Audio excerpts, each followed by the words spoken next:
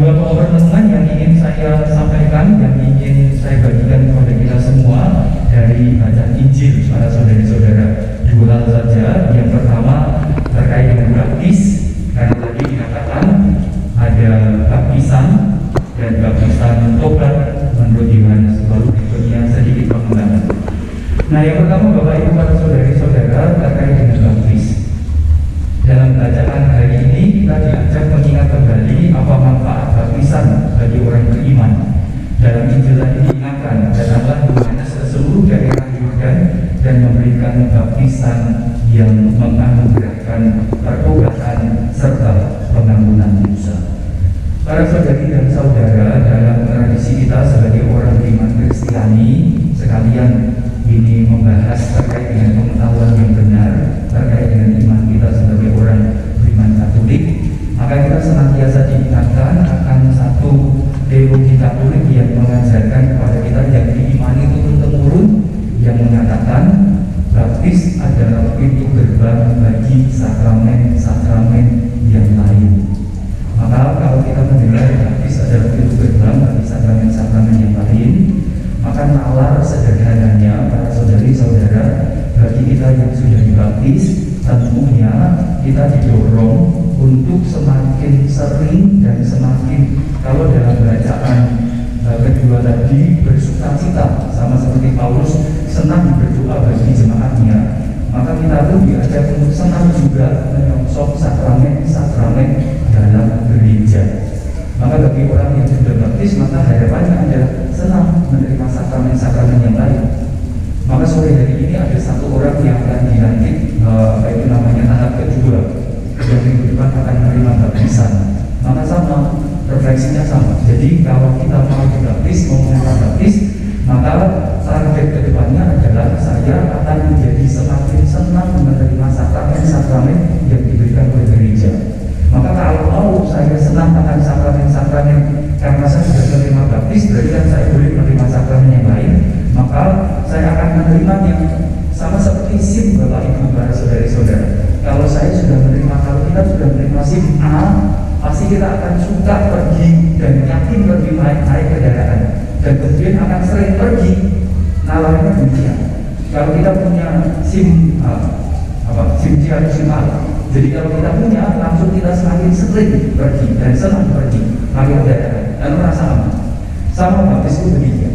Maka kalau kita sudah menerima baptis, maka dalam pengumuman tadi diingatkan besok Senin ada itu namanya pelayanan sakramen tobat. Maka tentunya tidak akan ada rasa terpaksa. Gue mesti dijadwal, ayo do untuk tidak tambah dosa, bukan perkara itu. Tetapi karena ada fasilitas sakramen, lalu kemudian saya dengan bergembira untuk memperolehnya. Berikutnya yang lain lagi para saudari-saudara, karena saya toh sudah dibaptis, saya sudah dengan kerelaan dibaptis, dengan gembira menerima baptis, maka kemudian nalarnya saya akan lebih sering dan senang bersuka cita merayakan Ekaristi. Itu logikanya. Tapi kalau kemudian setelah kita dibaptis bisa enggan menerima tobat, enggan menerima sakramen-sakramen yang lain, dan maka ada persoalan di logika kepala kita para saudari-saudara. Maka baptis tidak lagi menjadi pintu gerbang bagi sakramen yang lain. Mungkin baptis hanya menjadi ritual mati, hanya upacara liturgis, tetapi tidak bermakna lagi. Maka itu yang pertama, baptis itu pintu gerbang sakramen-sakramen yang baik. Maka beruntunglah Anda yang menerima baptis dengan penuh kesadaran, karena tentu setelah baptis Anda akan suka menerima sakramen yang lain.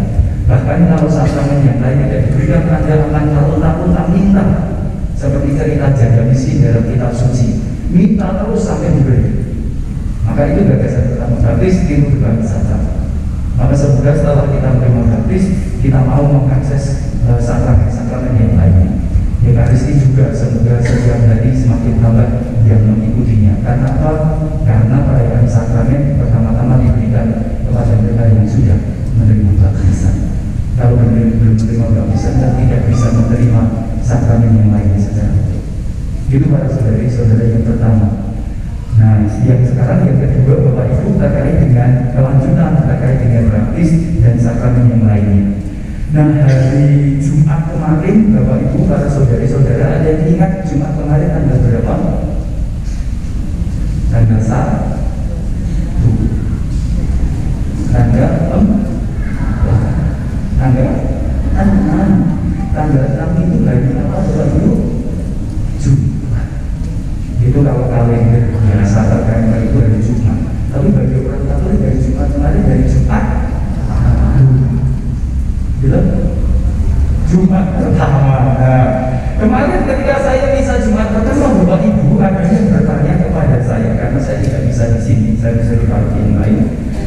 dia bertanya pada saya, Romo, di paroki kami ini kok sampai sekarang tidak ada apa itu namanya adorasi ekaristi abadi ya? Pastornya keset ya? Saya tanya begitu merasa tersinggung Bapak Ibu, jangan-jangan saya juga dianggap keset kalau begitu. Lalu saya memberi penjelasan kepada umat yang bertanya kepada saya logikanya Bapak Ibu, logikanya. Satu, dalam kehidupan kita sebagai orang beriman Kristiani, kita diajak untuk memahami segala macam devosi sesuai pada kapasitasnya, sesuai apa itu namanya dodok seleknya, jadi sesuai dengan tempatnya. Maka kalau dalam tradisi orang Katolik, kita diajari yang namanya devosi itu selalu lebih rendah daripada perayaan Ekaristi. Devosi itu memperpanjang Ekaristi. Maka gagasan itu, pengajaran itu mengajak kita supaya Bapak Ibu, satu sederhananya, kalau kita merayakan perayaan Ekaristi dan rosario kita belum selesai, misalnya Anda datang ke gereja, datang sampai gereja jam 5 kurang 5, lalu mulai dengan rosario, mestinya belum rampung pas misa wiwit, gitu Bapak Ibu. Maka kita nggak boleh ngotot, aku rosario ini belum rampung, ayo tak teruskin nanti belum rampung, maka itu keliru Bapak Ibu. Karena Ekaristi itu lebih tinggi, devosi itu di bawah Ekaristi, maka devosi apapun kalau ada Ekaristi maka devosinya kalah. Bukan masalah kalah, karena kita punya Ekaristi yang jauh lebih besar. Karena Ekaristi mengenangkan Tuhan dan Tuhan sungguh-sungguh hadir, dan itu beda hanya dengan rosario. Rosario tidak, Tuhan hadir secara apa itu namanya sakramental, maka harus kalah. Apa contoh yang lainnya? Kalau di lingkungan kita itu misalnya ada misa, lalu pas jam yang sama itu sudah dijadwalkan ada latihan kur, maka latihan kurnya digesernya jam 9, jam setengah 10 malam, atau jam 2 siang, nggak apa-apa, tapi digeser. Itu gagasannya. Nah, lebih lanjut Bapak Ibu, maka kalau dalam tradisi kita sebagai orang Katolik, Jumat pertama kadang-kala ada adorasi, dan orang Katolik memperpanjangnya dengan adorasi Ekaristi abadi, maka gagasannya nalarnya Bapak Ibu, tentunya yang ingin mengikuti Ekaristi adorasi Ekaristi abadi adalah orang yang sudah sering banget setiap hari mesti misa. Kalau yang minta diadakan adorasi Ekaristi abadi itu malah orang yang tidak pernah misa, maka ada persoalan besar. Jangan-jangan adorasi Ekaristi hanya dijadikan sebagai jimat, dan itu perkara besar bagi gereja Katolik. Karena kemudian merasakan, sing penting harus adorasi. Orang bisa, orang opo-opo, maka jadi persoalan Bapak Ibu. Maka devosi itu memperpanjang Ekaristi. Maka yang penting perlu digarap adalah kita sering dan senang Ekaristi terlebih dahulu, baru berpikir tentang adorasi Ekaristi. Maka mari kita cek cara sederhananya saja. Saya kemarin dari Sabtu sengaja ketika sepanjang misa saya melihat umat yang datang. Kawan besok itu 47 orang. Asumsi saya karena berdino setu ini sore besok misa, lulus dirapel, setu sore baik. Nah, hari yang biasa itu ternyata yang bisa ya 75 lah rata-rata, maksimal 100. Nah, untuk adorasi Ekaristi abadi Bapak Ibu harus ada, supaya berhasil baik, harus ada minimal, kalau adorasi Ekaristi abadi itu kan 24 jam 24 jam kali 7, saya sudah menghitung jumlahnya berapa? 168, benar? Benar? 168. Nah, dibutuhkan minimal 168. Ini dikurangi Bapak Ibu, karena setiap hari masih ada misa, maka harus dikurangi misa Senin, Selasa, Rabu, nanti Setu 7, ditambah dari Minggu misalnya 3 kali, maka 168 dikurangi 10, maka jadi minimal kalau kita mau mengadakan adorasi Ekaristi abadi kudu cemawis Bapak Ibu, kudu selalu siap, orang yang gembira datang dengan sukarela, jaga jam-jam kritis, jumlahnya 158 jiwa. Nah, persoalannya sekarang Bapak Ibu, wong ada malah hujan saja kita alasan. Aku penomoran itu hujan, ya tak? Lalu kalau 158 itu yang 10 takut hujan, nah maka berkurang lagi. Lalu kalau yang lain lagi, wah aku pengennya jam 1 aku kan jam 1 bunyi yo, sorry ya, maka nanti habis lagi. Jadi rupa-rupanya gagasannya adorasi Ekaristi Abadi orang mau koyo gini goreng tempe bapak ibu buka kukus dan pulau panas rampung enggak. Tapi rupa-rupanya kita harus berpikir sungguh kalau kita mau mengadakan maka kita perlu berhitung sungguh.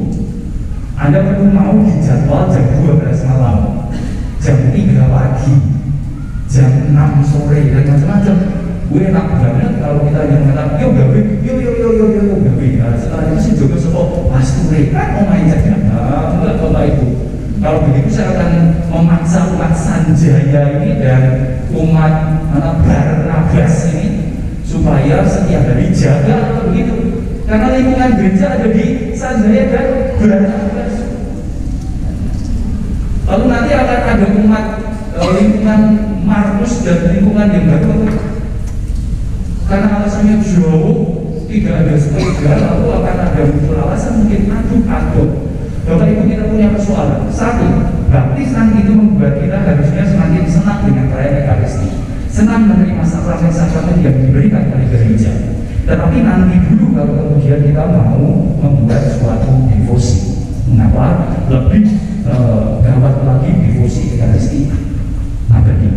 Karena jelas harus ada penjaga tetap yang berjaga jam-jam itu dan harus ada komitmen yang kuat untuk itu. Maka semoga kita terus bermimpi suatu kali entah kapan, mungkin mendekati kiamat kita akan punya kapel adorasi Ekaristi Abadi. Rasa tidak usah berpandai itu kita sudah punya kok, cuma mungkin belum cukup banyak yang siap untuk berjaga.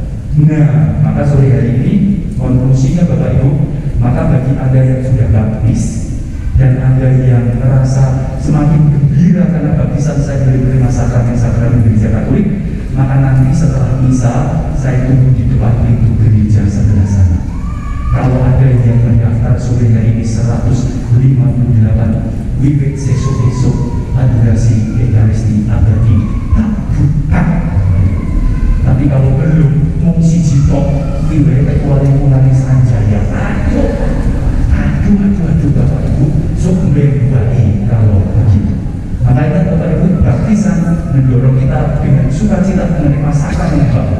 Tetapi untuk sampai pada adorasi Ekaristi Abadi kita perlu berpikir sungguh apakah Anda sungguh cukup komitmen untuk berjaga pada jam-jam kritis dan dirotasi pada jam-jam yang tidak menyenangkan menurut kita masing-masing. Semoga dengan demikian nama Tuhan dimuliakan kini dan sepanjang segala